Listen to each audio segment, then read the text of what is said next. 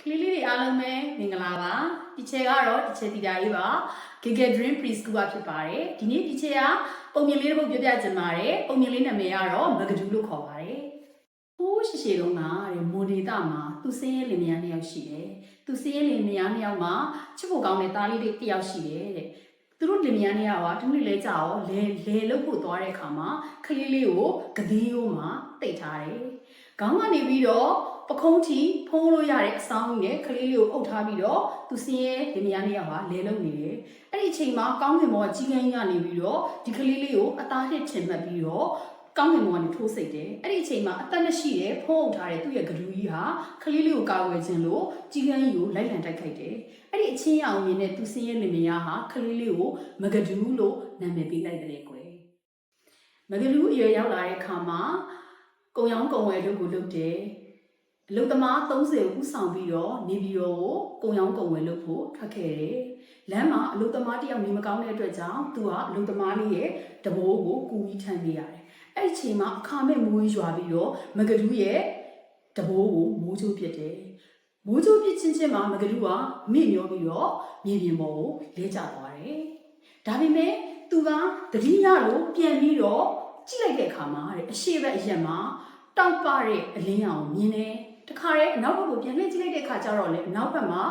လှပတဲ့ရွှေပြက်သက်ကိုမြင်တယ်အဲ့ဒီအချိန်မှာအရန်အတိတ်နမိတ်ထူတာကိုမဂဒူကသိသွားပြီးတော့အော်ဒီလောက်ကောင်းတဲ့အတိတ်နမိတ်ကိုငါလမ်းမှာနမိတ်ဖက်စီရတာတွေ့လို့ရှင်နမိတ်ဖက်ခိုင်းမယ်ဆိုပြီးတော့စဉ်းစားတယ်အဲ့ဒါနဲ့လမ်းမှာသူကကာအားလျော်စွာပဲနမိတ်ဖက်စီရနဲ့တွေ့တယ်နမိတ်ဖက်စီရဆိုတာကလေးလေးတွေသိမယ်ဖေဖေမေမေတို့ဘေးနေမေးတယ်လို့ပေါ့နော်ရှေ့ပြစ်ကိုဟောပြောပေးတာရှေ့မှာအတိတ်ကောင်းနမိတ်ကောင်းတဲ့ဘာဖြစ်မဲဆိုတာကိုဟောပြောပေးတဲ့ဆရာပါအဲ့ဒါနဲ့သူကဆရာခင်ဗျာကျွန်တော်မှာကောင်းမွန်တဲ့အတိတ်ရှိပါတယ်အတိတ်နမိတ်ရှိပါတယ်ကျွန်တော်ကိုဖတ်ပေးပါလို့ပြောတယ်အဲ့ဒီအချိန်မှာအတိတ်ဖက်တဲ့နမိတ်ဖက်တဲ့ဆရာကလည်းစဉ်းစားတယ်ဒီကောင်လေးကတော့ကျင်လက္ခဏာလေးတော့ပြည့်စုံတယ်ဒါပေမဲ့ဉာဏ်ရှိရလားဆိုပြီးတော့အေးမင်းကငါနမိတ်ဖက်ပေးမယ်ဒါပေမဲ့မင်းရဲ့အရက်နဲ့ညီမျှတဲ့ငွေကြေးကိုပေးနိုင်မှာငါကမင်းကိုနမိတ်ဖတ်ပေးမယ်လို့ပြောတယ်။အဲ့ဒီအချိန်မှာမဂဒူးလေးဟာပညာဉာဏ်ရှိလို့သူစဉ်းစားတယ်။ဟုတ်ပြီငါမှာတော့ဒီလောက်များတယ်မှန်တော့မပါလာဘူး။ဒါပေမဲ့ပုံဝင်ချင်းကိုလေ့လာလိုက်တဲ့အခါမှာသူ့အရက်နဲ့ညီမျှတဲ့တောင်မှုတစ်ခုသွားတွေ့တယ်။အဲ့ဒါနဲ့မဂဒူးကသူ့အရက်နဲ့ညီမျှတဲ့တောင်မှုကိုမှသူပါလာတဲ့အပြားစားလေးကိုတင်ပြီးတော့ဆရာခင်ဗျာဒါကတော့ကျွန်တော်ရဲ့နမိတ်ဖတ်ဖို့ဆရာကိုပူဇော်တဲ့ငွေပါဆိုပြီးတော့ပူဇော်တယ်။သူ့ရဲ့ဉာဏ်ပညာကြီးမှုကြည့်တဲ့တိတော်ရတဲ့နမိတ်ဖတ်ဆရာက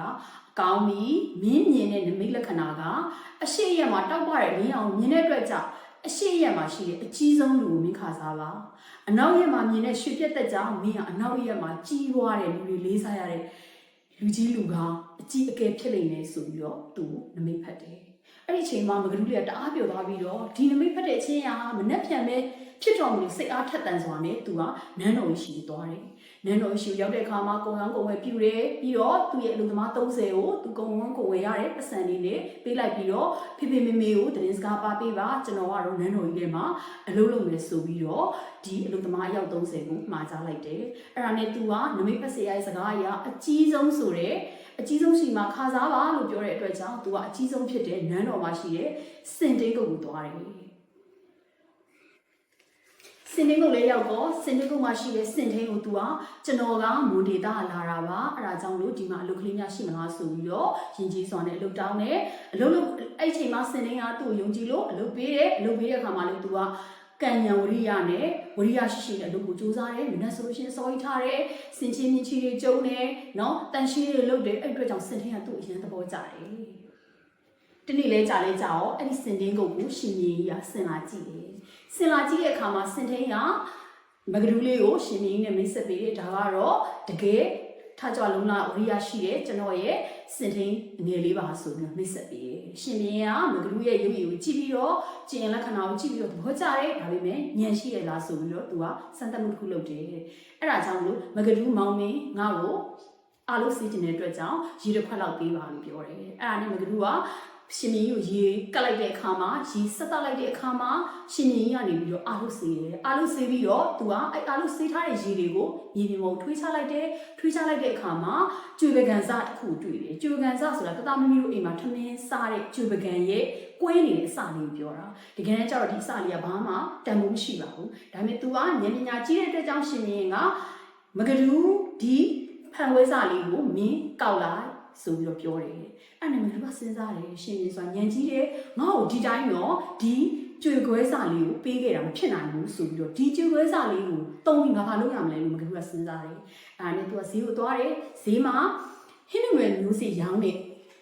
ဈေးတယ်မှာအမျိုးသမီးချက်ကိုတွေ့တယ်တွေ့တဲ့အခါကျတော့ तू ကပြုံးချူစွာနဲ့ပြုံးပြုံးလေးနဲ့ရင်ကြီးစွာပြောတယ်အမကြီးကျွန်တော်မှာတော့တကယ်မပါပါဘူးကျွန်တော်မှာဒီကျွေခွဲစာလေးတစ်ခုပဲပါပါတယ်အဲ့ကျွေခွဲစာလေးနဲ့ကျွန်တော်ကိုဟင်းနွယ်ဈေးလေးရောင်းမှာခမည်းလို့ရင်ကြီးစွာနဲ့ပြောတယ်အဲ့ချိန်မှာဈေးတယ်မှာရရှိတယ်မောင်လေးဒီကျွေခွဲစာလေးနဲ့တော့ဘာမှတန်ဖို့မရှိလို့ဘာမှဝယ်လို့မရပါဘူးဒါပေမဲ့မောင်လေးရဲ့ရင်ကြီးချိုတာစွာနဲ့ပြောတဲ့စကားကြောင့်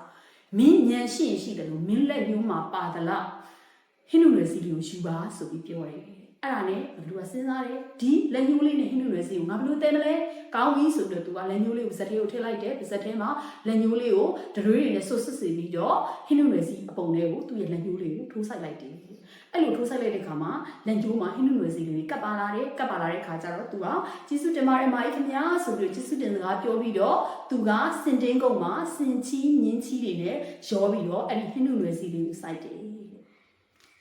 အဲ့ဒီဟင်းနွယ်စီလေးတွေဟာအရန်တန်မာပြီးတော့ဘလို့လဲဆိုတော့စင်ချီတွေဘာတွေဆိုတာမျိုးစားတအားကောင်းတယ်။ဘာမှမျိုးစားဖြစ်တဲ့အတွက်ကြောင့်တအားတန်မာပြီးတော့လေရေလောင်းပေါင်းတယ်အဲ့လိုလုပ်တယ်တဲ့။ဒီနေ့လဲကြောက်လဲကြောက်တော့ရှင်ကြီးကစင်တီကုတ်ကိုထပ်လာပြန်ရောတဲ့။ထပ်လာပြန်တဲ့အခါကျတော့ဟာအရင်တော့ငါဟိုတခါလာတော့ငါဒီမှာဟင်းနွယ်တွေတွေ့ပါဘူး။ဒီဟင်းနွယ်တွေကဘူးစိုက်ထားတာလေးကိုပြောတယ်တဲ့။အဲ့ချိန်မှာမသူကလင်းမြန်တော့လက်စောနဲ့အဲ့ဒီဟင်းနွယ်တွေကို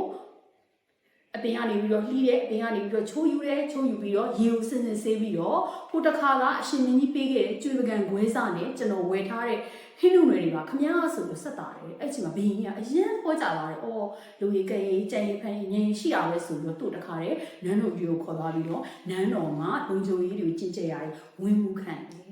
ဝင်းမှုဆိုတာကတော့ကလေးလေးတွေဒီနန်းတော်ကြီးတဝင်းလုံးရဲ့လုံခြုံရေးတွေကိုတာဝန်ယူရတဲ့လူပါ။သူကအဲ့ဒီချိန်မှာပဲစောကြီးထားတယ်ဝရိယရှိတယ်တေးချအလုပ်ကိုကျူးကျူးဆဆလုပ်တယ်။တနေ့လေးကြာတော့တဲ့ရှင်ကြီးရဲ့တိုင်းပြည်ကိုနေဆက်မှာရန်သူတွေကလာတိုက်တဲ့အခါမှာရှင်ကြီးကအဲ့ဒီရန်သူတွေကိုတွားပြီးတော့တိုက်ခိုက်တယ်။တိုက်ခိုက်တဲ့အခါမှာမကလူကပို့ပြီးတော့လုံခြုံရေးကိုနှစ်ဆတိုးမြင့်ပြီးတော့နော်နန်းတော်ကြီးထဲမှာသူက